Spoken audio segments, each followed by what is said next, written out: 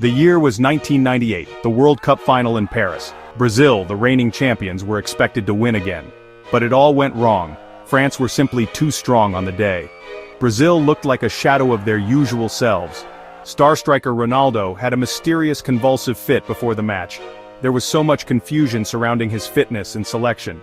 He played, but he was not himself. The team looked lost, disjointed, and ultimately succumbed to a heavy 3-0 defeat. A nation's dream which had seemed so close was brutally shattered. The pain was immense, deeply felt by millions of passionate fans back home. It was a truly dark day for Brazilian football, a memory that would linger for a long time. The journey to the 2002 tournament in Korea and Japan was anything but smooth. Brazil's qualification campaign was surprisingly difficult, a real struggle. They flirted with the unthinkable prospect of not even making it to the World Cup finals. The team suffered several unexpected losses along the way, performances that were simply not good enough for a nation with such a proud footballing heritage. Stability was also an issue, with coaches changing hands. Vanderlei Luxemburgo tried, then Emerson Leo took charge for a period. The pressure from the media and the public mounted with every setback. Critics were incredibly vocal, questioning the desire and quality of the squad. So many questions hung over the team's future. Many people in Brazil and around the world began to doubt this generation of players. Could they truly recover from the trauma of Paris?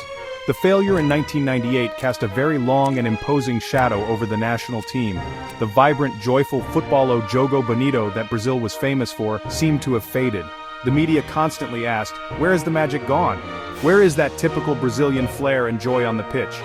Fans were understandably worried. They cherished the memories of past glory, of Pelé, of Garrincha, of Zico. They desperately wanted those glorious days to return, but for many, hope was beginning to dwindle. The optimism was not what it once was. Yet, amidst all this uncertainty and widespread criticism, a new resolve began to take root within the squad. Luiz Felipe Scolari, affectionately known as Felipao, was appointed as the new manager in 2001. He was seen as the man to steady the ship. With his arrival came a flicker of new hope. He was a strong, pragmatic leader, known for his no-nonsense approach. He started the difficult process of rebuilding the team's shattered confidence. He aimed to forge a new identity, a team with a clear mission. That mission was simple redemption. They were determined to prove everyone wrong. The burning hunger to reclaim their place at the pinnacle of world football was ignited. Luiz Felipe Scolari was a manager with a formidable personality. He knew exactly what he wanted to achieve. His primary goal was to build a united team, a cohesive unit. He wanted a group of players who would fight for each other on and off the pitch. He famously fostered this spirit by referring to the squad as the Familia Scolari, the Scolari family. This concept became central to his philosophy. He believed that togetherness, loyalty, and a shared sense of purpose were absolutely key to success. He successfully created a protective fortress around his players, shielding them from the often harsh external pressures. This family environment was crucial.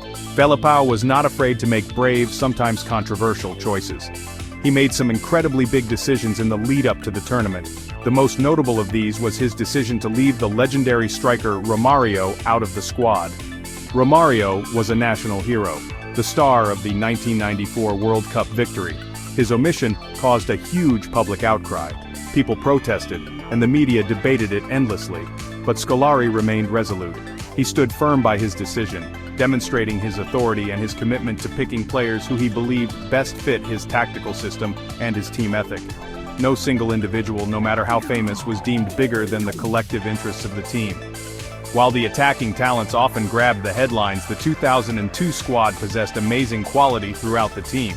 Of course, everyone knew about the forwards, but the defensive and midfield units were packed with experience and skill.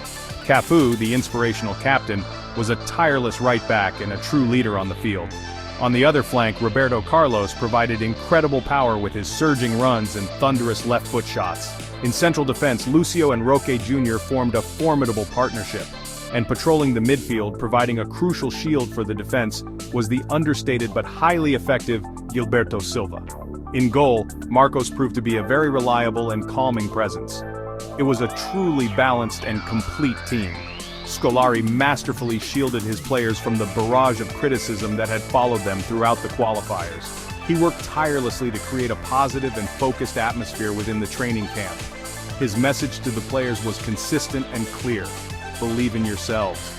He constantly reiterated that they had the talent and the mentality to win the World Cup. He was a meticulous planner, studying opponents in great detail and preparing his team thoroughly for every single match. Perhaps most importantly, he was a superb motivator. The players deeply trusted his judgment and responded to his leadership. They arrived in Korea and Japan fully prepared and ready to face the challenges ahead.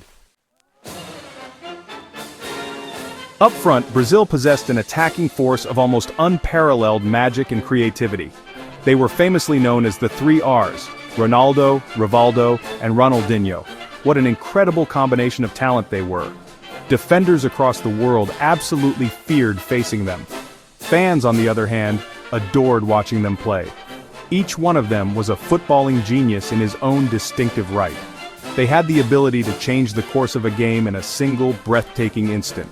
When they played together, linking up with intuitive understanding, they often seemed completely unstoppable. Their performances were a sheer joy to behold for any football lover. They were the spark. Rivaldo, the 1999 FIFA World Player of the Year, was simply brilliant throughout the tournament. He demonstrated remarkable consistency by scoring in Brazil's first 5 matches. His contribution was absolutely vital. He not only scored crucial goals but also created numerous chances for his teammates with his intelligent passing and vision. Many will remember his spectacular bicycle kick goal for Barcelona. That was the kind of world-class skill he possessed. He was a true playmaker capable of unlocking the tightest defenses. But he was also a fierce competitor, someone who carried the fight to the opposition. His influence on the team's success cannot be overstated. He was a warrior. Then there was the young magician, Ronaldinho. He was full of dazzling tricks and audacious skills. He played football with an infectious smile on his face, bringing a sense of fun and unpredictability to Brazil's attack. His natural Brazilian flair was truly captivating to watch. His most iconic moment of the tournament, and perhaps one of the greatest World Cup goals ever, was that incredible long-range free kick against England in the quarterfinals. It caught goalkeeper David Seaman completely off guard. What a stunning piece of ingenuity. Even though he was, rather unfortunately, sent off later in that same game, a global superstar had truly announced his arrival on the world stage. But perhaps the most compelling and emotional story of the entire 2002 World Cup was that of Ronaldo Nazario, O Fenomeno. His journey to that tournament was nothing short of incredible. He had suffered 2 devastating, career-threatening knee injuries in the preceding years. The pain and rehabilitation process had been arduous. He had undergone so many operations. Many doctors and pundits openly doubted whether he would ever be able to play top-level football again, let alone return to his previous world-beating form. His entire career had been hanging precariously in the balance. But Ronaldo refused to give up. He fought back with unbelievable determination and spirit. What willpower he showed. Brazil kicked off their World Cup campaign in the group stage with impressive attacking prowess. Their first match was against Turkey, and it proved to be a tough encounter. They eventually won 2-1, a game notable for a controversial penalty awarded to Brazil after a foul on Luizao that appeared to be outside the box, coolly converted by Rivaldo. Next, they faced China and secured a comfortable 4-0 victory. Ronaldinho scored a penalty, and Ronaldo also got his name on the score sheet, boosting his confidence. Their final group game was against Costa Rica, which turned into another goal fest, ending 5-2. Ronaldo was in fine form, netting 2 more goals. They comfortably topped their group with maximum points, scoring 11 goals in 3 games. Confidence was visibly growing within the squad. Knockout football, as everyone knows, presents a completely different kind of challenge. The pressure intensifies with every game. In the round of 16, Brazil faced a spirited Belgium side. It was a hard-fought match, but Brazil's quality eventually shone through. Rivaldo broke the deadlock with a fine strike, and then Ronaldo added a second to secure a 2-0 win. The job was done, and they moved on. Next up was England in the quarterfinals. Michael Owen gave England an early lead, presenting Brazil with a significant test of character. But Rivaldo, ever the man for the big occasion, equalized superbly just before halftime. Then came Ronaldinho's moment of magic with that audacious free kick, followed by his contentious red card. Brazil had to defend bravely with 10 men for a large portion of the second half, and they did so magnificently. The semi-final brought a rematch against Turkey, who had proven to be tricky opponents in the group stage. This encounter was even tougher and more tense than the first. It was a very tight game with clear-cut chances few and far between for both sides. The Turkish team defended resolutely and looked dangerous on the counterattack, but Brazil had a trump card, Ronaldo. When his team needed him most, he found a way to make the difference. He scored the only goal of the game with a brilliant, instinctive toe-poke finish early in the second half. It was his 7th goal of the tournament. That single moment of genius was enough. Brazil were through to the World Cup final. Just one more colossal step stood between them and ultimate glory, a final against Germany. Yokohama, Japan, was the stage for the grand finale. The 2002 FIFA World Cup final, Brazil versus Germany. Two titans of international football. Ronaldo, sporting his famous and rather distinctive triangular haircut, was determined to exorcise the ghosts of 1998, and he did so in spectacular fashion. He was on fire. He scored the first goal in the 67th minute, pouncing with predatory instinct after German goalkeeper Oliver Kahn, who had been magnificent throughout the tournament, made a rare and uncharacteristic error, spilling a shot from Rivaldo. Later, in the 79th minute, Ronaldo sealed the victory with his second goal, a beautiful, clinical finish after a clever dummy from Rivaldo. The scoreline read 2-0. Brazil were champions of the world. Their record 5th star was secured. Ronaldo, the hero, finished as the Golden Boot winner with an incredible 8 goals. Redemption was complete. What a truly magnificent story. Football, eh? Simply wonderful, isn't it?